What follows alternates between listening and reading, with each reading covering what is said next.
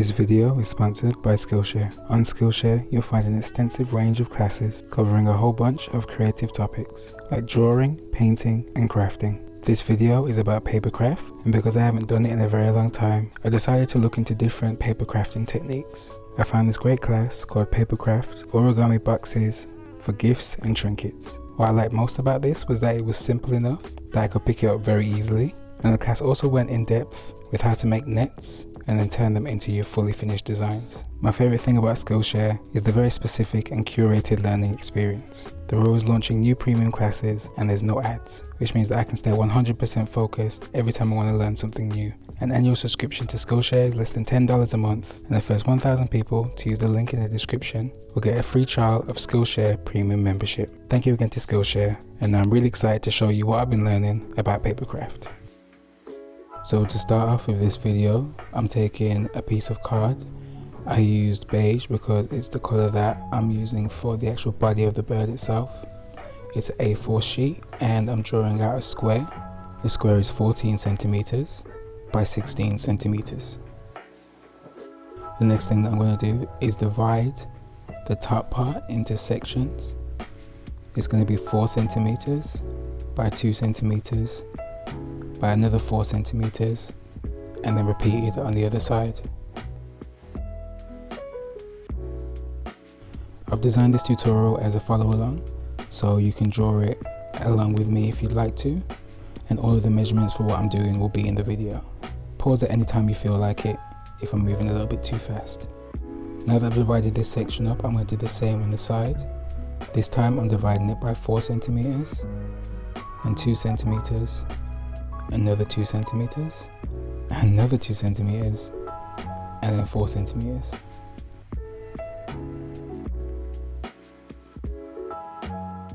This part of the design is going to be the body of the bird, and because it's the easiest part of the design, I thought I'd do it first. Next, I'm going to draw a line next to the 4 centimeters, which is 5 centimeters, and do the same on the other side, so I have a box outside of my lines in the center. I spoke earlier about making nets. One of the things about nets is they divide their lines into 2 separate types. You have solid lines, which are going to be cut out, and you have dotted lines, which are for folding. Right now I'm just doing the dotted lines for the folding, and then later on we'll move on to the hard lines.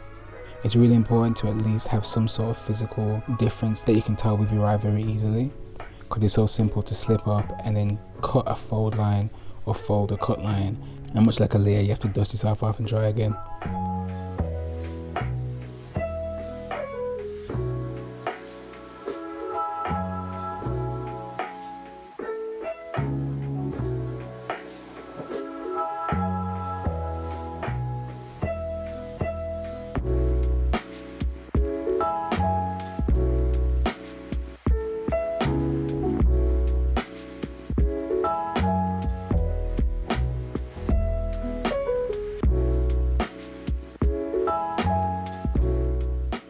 One of the important things about nets also is to have tabs. Tabs are parts that aren't necessarily a part of the outside of the design, but they're used to stick the net together. I usually make these about 1 centimeter, just so they're long enough to actually stick together, but they don't get in the way. Now we're going to move on to the wings. For the wings, I'm drawing a box which is 10 centimeters by 24 centimeters.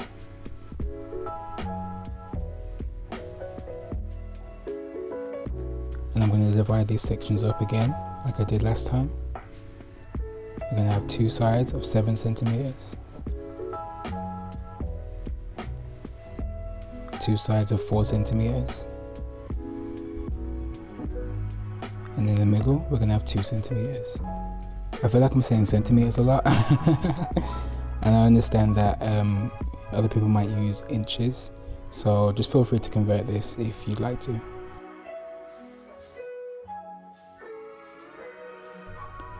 On the bottom line, I'm just going to use my pencil to roughly draw a rounded line where the lines meet. This is going to be the bottom of the wings. There's no specific measurement for this, but just go by eye and you should be fine. Next, I'm going to measure a distance of 2 centimeters and a distance of 1 centimeter in these specific cuts.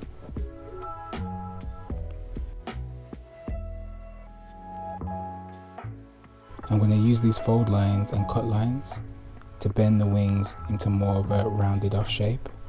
Since this is a 3D project that we're working on, it's important to take into consideration all of the 3D planes. So I've designed this in a way that if you want the wings to bend more or less, you can do that yourself just by adding or taking away some of these cut lines which we're adding in now. Once again, I'm adding in solid lines to denote the cut lines, and I'm adding in dotted lines to show where we're going to fold. There's no need to add extra tabs onto this one because everything folds into itself rather than folding out, which will make more sense once we start folding.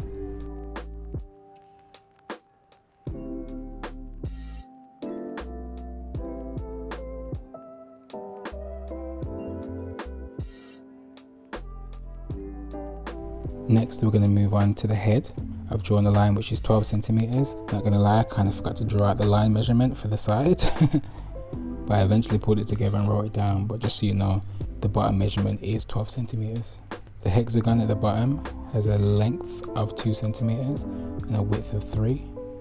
And I'm using this T-shaped ruler to get all of my angles in so that they're perfectly by 90 degrees. The width of each of these is 1 centimeter on the side, and then moving outwards, it was once again 1 centimeter.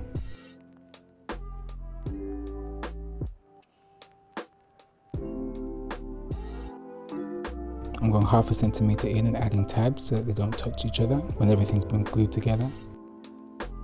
And I'm going 3 centimeters down from the very top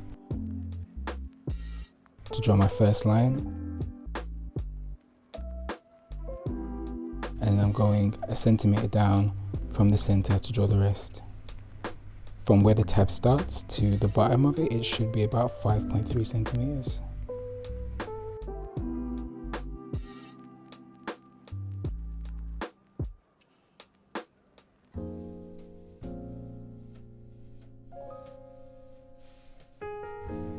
And finally, we fix our mistake and actually add in the measurements, which were doing helpful at the start. As you can see, it's 12 by 7.2 centimeters.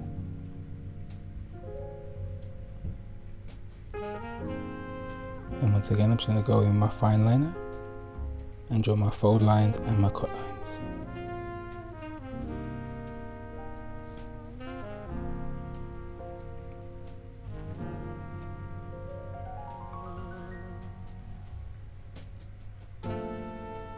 These are the measurements for the legs. It's just a couple of small boxes. Altogether it's 4 centimeters by 10.5 centimeters. And then we divide the 4 centimeter width into 1 centimeter sections, and the last square 1/2 centimeter sections.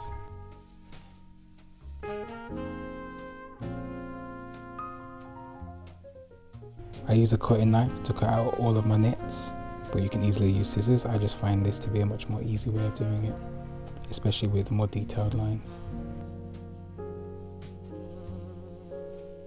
Once everything's done, all of your nets should look like this. And all of your nets should be made on card, just because it makes a stronger base. Card is any sheet that's over 240 GSM. GSM is just the weight of the paper, and usually it's written on the packaging. From here on, I'm doing a thing called scoring. This is where rather than cutting all the way through the paper, you just use a sharp object like a knife to just score a line, which you can then use to make a clean fold. I'm using PVA glue to stick this together. I use recycled card for this, so it actually has quite a bit of texture to it, which means that the glue will bond quite quickly. And the good thing about PVA is that it doesn't leave too much residue, which if you're trying to make something look very clean, really does help. But you still have to be careful because it is a liquid and it will leave a certain amount of stains if you're not careful. When I'm gluing, I usually hold it down for about 15 to 30 seconds. But obviously, if you're doing this with me, then just gauge how long it's taking for you and act according. Now all I need to do is repeat this process and glue all of the nets together into their shapes.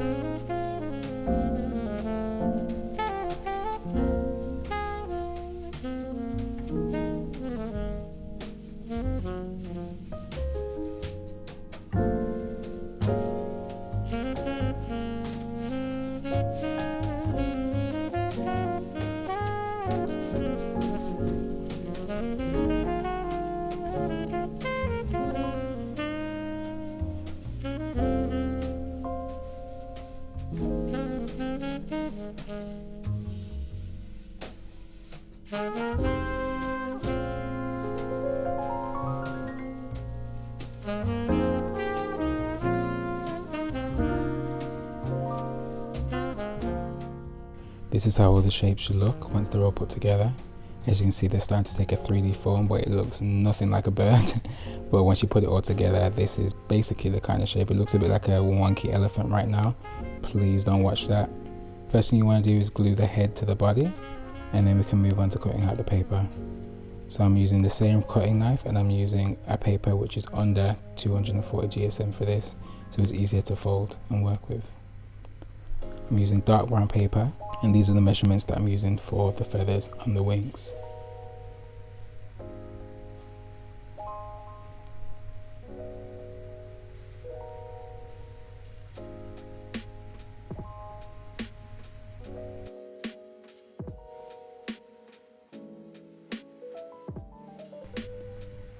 You can cut out as many of these as you find that you'll need, but just as a rough estimate, I would say cut out a minimum of between 55 to 100 of each. These are the 3 different sizes of the brown, and now we can move on to the pink. I'm only using one small size of this because I'll be using it quite sparingly as a highlighting detail.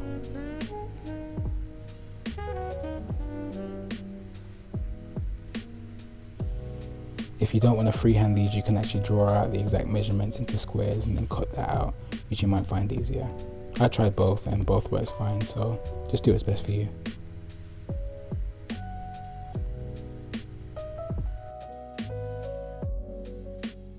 I'm also using a beige paper, which is lighter than the card that I was using, but roughly the same color, just because I wanted to blend into the features underneath so that the skeleton of the frame doesn't look so out of place when this part is exposed.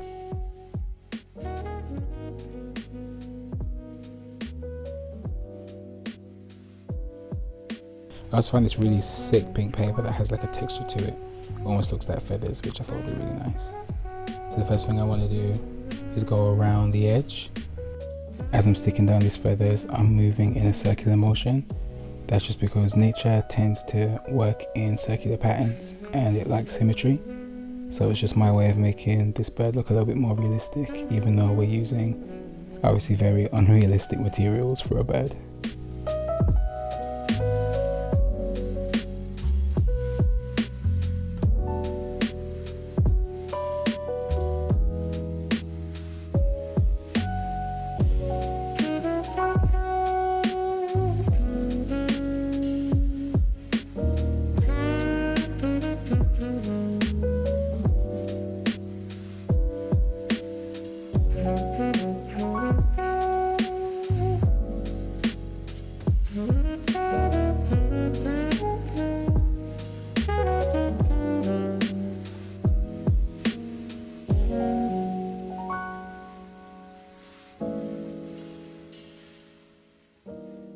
Now I just need to add the wings to the back.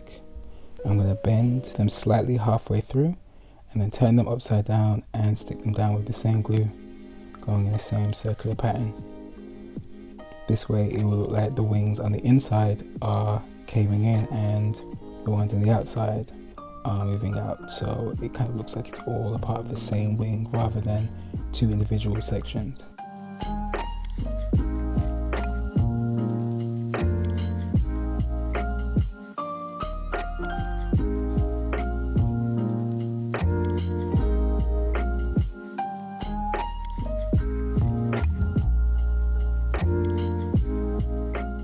Now that the wings are finished, I can start working on the body. I'm going to add the medium-sized dark brown wings to the neck first. It's really important to make sure that the wings are not being glued in between the joints where the neck moves. This will just make sure that you can still have mobility in the bird's neck.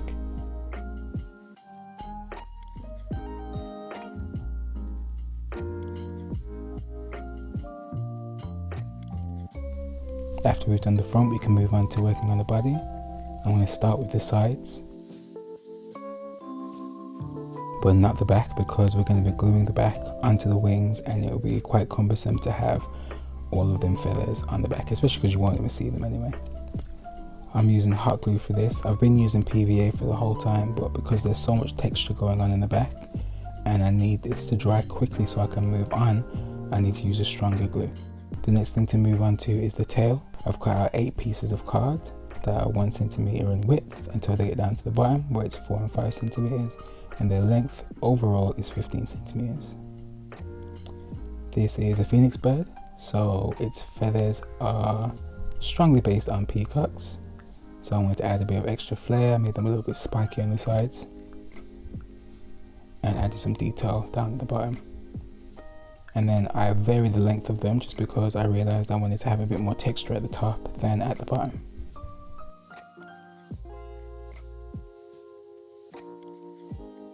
To stick them together, I'm going to layer them all up at one point and then use the hot glue because there's going to be a lot of weight added to it, and I'm going to make sure that it stays.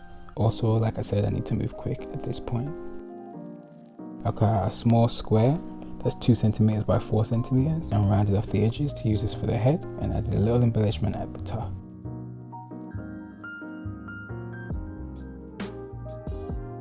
Next I cut out 2 semicircles in the beige color and 2 circles in the pink,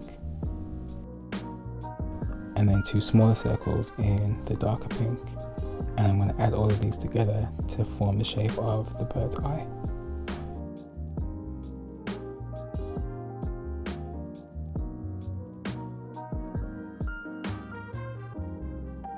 Finally, it's just a matter of closing up any small gaps that are in the way and making sure that as little of the skeleton is showing as possible. Like I said, I did use a beige that was very similar to what I used for the feathers, so it won't stick out too much, but it was important that I made sure that not as much of it was showing. I also added feathers onto the leg part. I found this really cool glass dome on Amazon, I've linked it below, and I decided to add a bird stand so the bird could be displayed in it. I have these round sticks and I used a Sharpie because once again we were running low on time, just to color them the same color, and I drilled a hole and added some hot glue. This made the perfect bird stand for my phoenix. And now it was just a case of adding the finishing touches so we can see all the work that we put in.